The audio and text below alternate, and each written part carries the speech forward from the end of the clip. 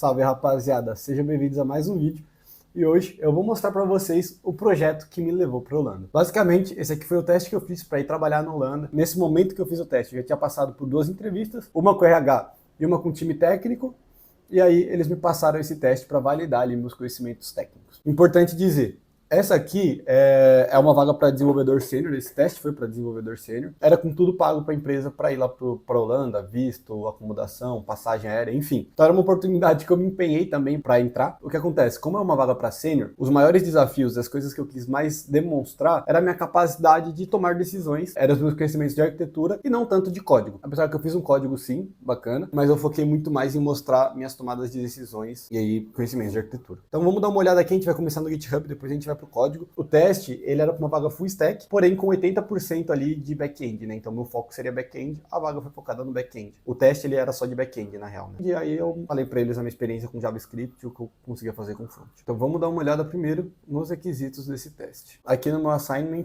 o que a gente pode ver, vou traduzir para vocês. Basicamente, era para fazer um back-end para a previsão do tempo. Weather Forecast. Então, vamos começar pelos requerimentos de negócio. O que o negócio espera disso? Como meteorologista, eu quero armazenar previsões meteorológicas por dia. Então, cada dia vai ter uma previsão, não é por horário. Não é às 10 é isso, 11 da manhã é isso, não. Dia 1 é isso, dia 2 é isso, dia 3 é isso. Como usuário, né? Então, o meteorologista, ele coloca previsões e o usuário, ele vê as previsões, né? Então, como usuário, eu quero recuperar a previsão do tempo de uma forma legível para o ser humano. Então, basicamente, eu tinha que fazer ali uma tradução entre congelamento, um tempo ok, frio, suave, quente, muito quente, sufocante e escaldante. As previsões de entrada não podem estar no passado, então, ou seja, eu não posso colocar uma previsão de ontem, como, qual que é o nome? Meteorologista. A temperatura não pode ser superior a 60 graus, nem inferior a 60 graus negativos. O que mais a gente tem aqui? Beleza, então isso é os requisitos de negócio. Então eu tenho que, o meteorologista vai falar para mim, ó, 10 graus no dia 10. Aí na hora que o usuário vai ler, eu tenho que falar que 10 graus, eu tenho que mostrar lá 10 graus e, por exemplo, Chile, que aí não é nem tão gelado, mas tá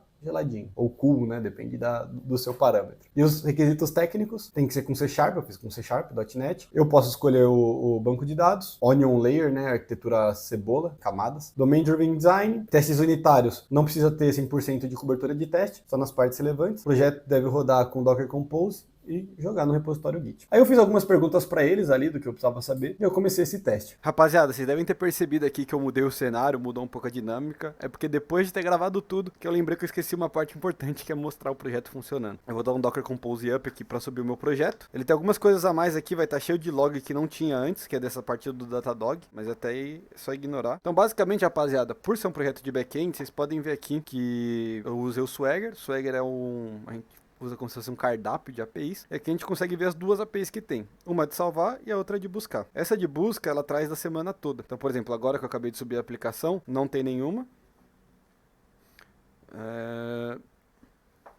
E aqui, ó, por exemplo, eu vou salvar uma de 10 para hoje. Hoje ele deixa ainda.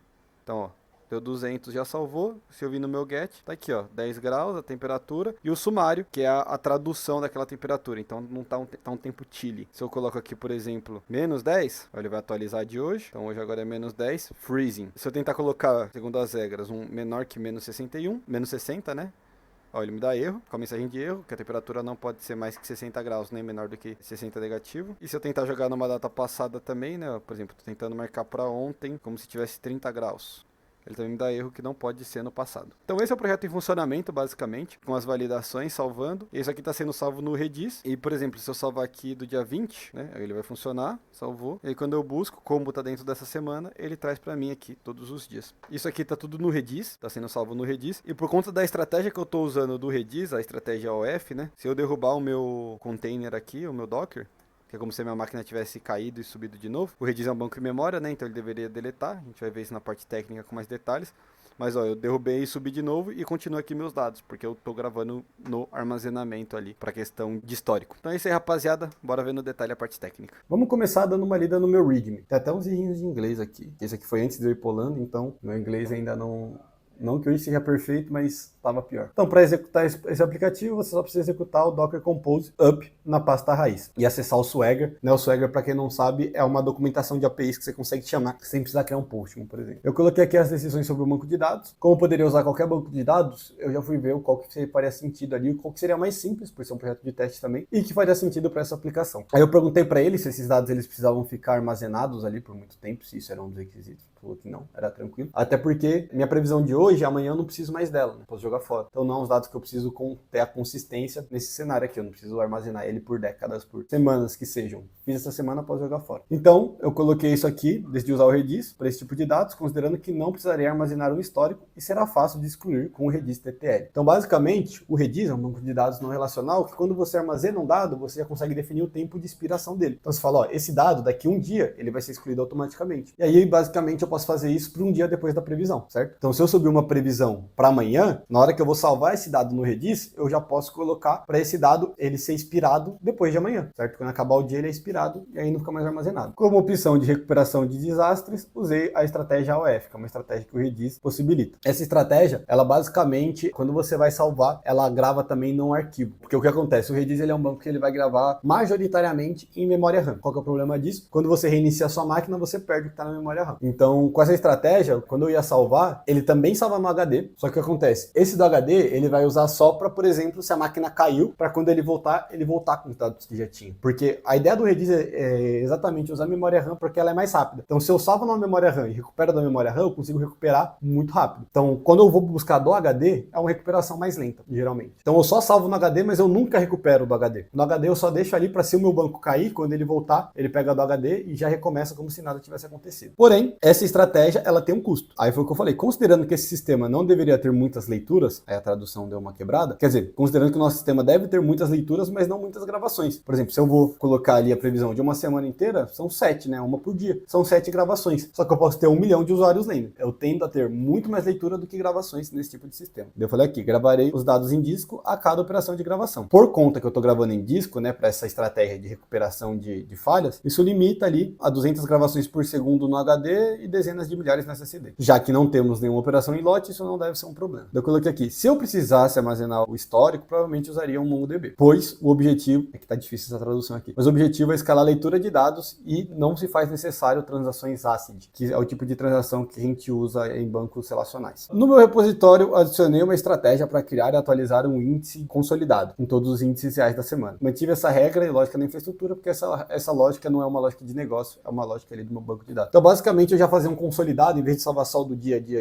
eu tenho uma lógica aqui dentro que salva a semana inteira. Essa vaga, né, era para trabalhar no ambiente com microserviços, com diferentes bancos de dados. Então, eu já tentei mostrar ali meu conhecimento com banco de dados, com tomada de decisão, com arquitetura em camadas nessa última parte aqui, né, do repositório. Então, esse meu README já foi pensado para isso. E aqui eu coloquei algumas decisões do .NET Core, né, mais de código mesmo. Então, eu passei algum tempo pensando se esse meu objeto deveria ser um Value Object, que é uma sigla do DDD, que ele será imutável no meu fluxo de trabalho, mas não na concepção de negócio. E aí, isso também é algo do DDD. Então, o DDD, ele tem esse conceito que chama Value Object, e aí eu tava pensando se esse cara deveria ser ou não, porque ele é imutável e representa um valor, porém, eu não transformei ele no Value Object, porque o Value Object não tem identidade. Nesse caso, ele teria algo que identifica ele. Também não é algo super problemático no sistema, mas eu coloquei no README para mostrar minha linha de raciocínio e o meu entendimento sobre DDD. Daí que eu falei o que eu manteria, basicamente, eu vou manter esse objeto no meu domínio como estático, então não armazena no meu heap, e o meu GC não precisa se preocupar com esse dicionário em todas as instâncias. Então aqui eu também mostrei que eu tenho um domínio da linguagem. Na minha controller, né, que é uma classe minha, aí fica meio estranha a tradução, eu tenho apenas ok, eu não fiz ali, eu falei como eu trataria erros, se fosse o caso, porque eu não estou tratando erros, e eu só fiz teste nos meus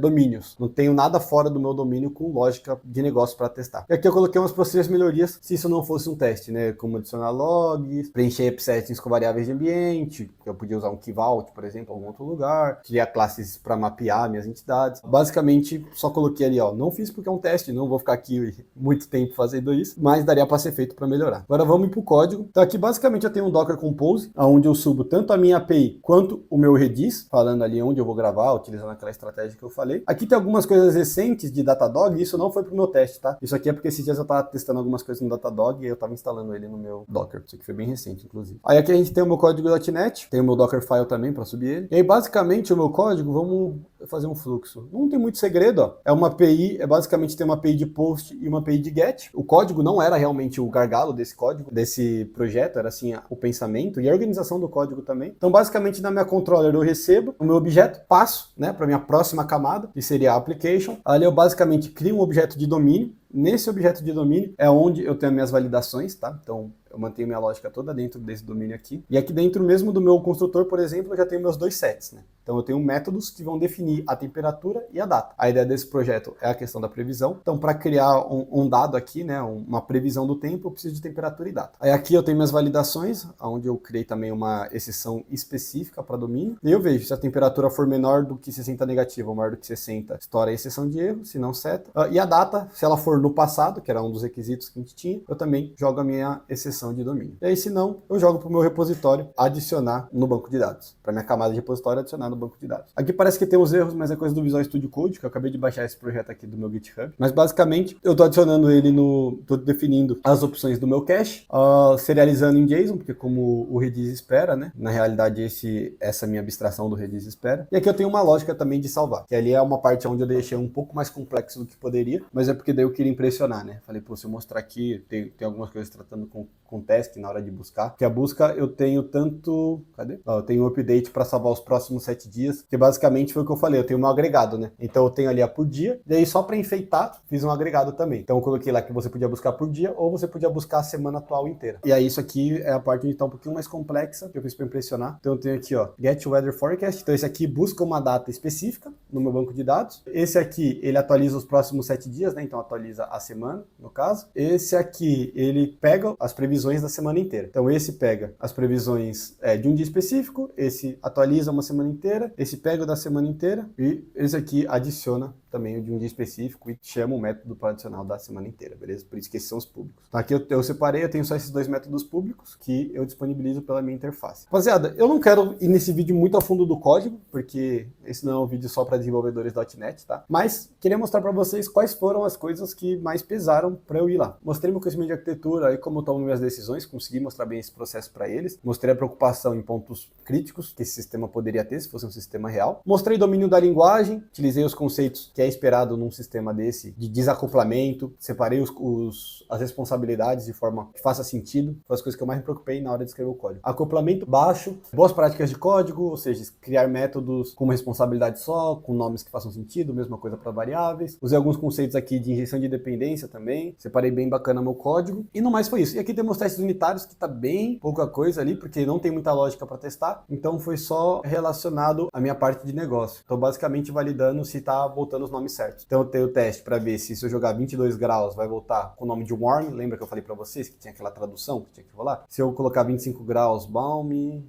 se eu colocar aqui menos 60 graus, que é o limite, freezing. Se eu colocar menos 61 graus, eu valido se vem o erro. Então, testes unitários também sem muito segredo. E aqui no meu domínio é onde eu faço também aquela questão de colocar o nome correto, né? Então, ó, vamos vir aqui para buscar os próximos 7 dias de forecast. Então, aqui. Cadê meu domínio? Aqui, ó, no meu domínio eu crio um dicionário onde eu tenho os intervalos, né? Então, de menos 60 a menos 10 é congelante. No caso, vai ficar de menos 10 a 5 é esse bracing. De 5 a 10 chilly. De 10 a 14 cool. Então, eu vou jogando pelos limites. Aí, na hora que eu busco aqui, ó, eu tenho esse método get, onde basicamente eu pego o sumário, né? Chamo esse get temperature summary aqui. E ele vai me devolver qual que é o nome. Se é congelante, né? No caso, se é freezing, se é bracing. E aí, só para também dar aquele charme, eu fiz uma sobrescrita no meu toString para voltar já de forma legível. Bom, rapaziada, a gente pode até fazer vídeos futuros aqui. Se tem algum dos tópicos que eu passei nesse vídeo que você tem interesse em conhecer mais a fundo, deixa aqui nos comentários, beleza? Que a gente pode fazer um vídeo futuro mais focado nisso. Hoje eu queria passar uma visão geral ali do que foi necessário e quais foram os pontos críticos para essa vaga ali da Holanda, que foi super importante na minha carreira. Rapaziada, tamo junto. Esse é o vídeo de hoje. Não deixa de deixar o seu like, me seguir no Instagram, @dev.gil, e eu te espero no próximo vídeo.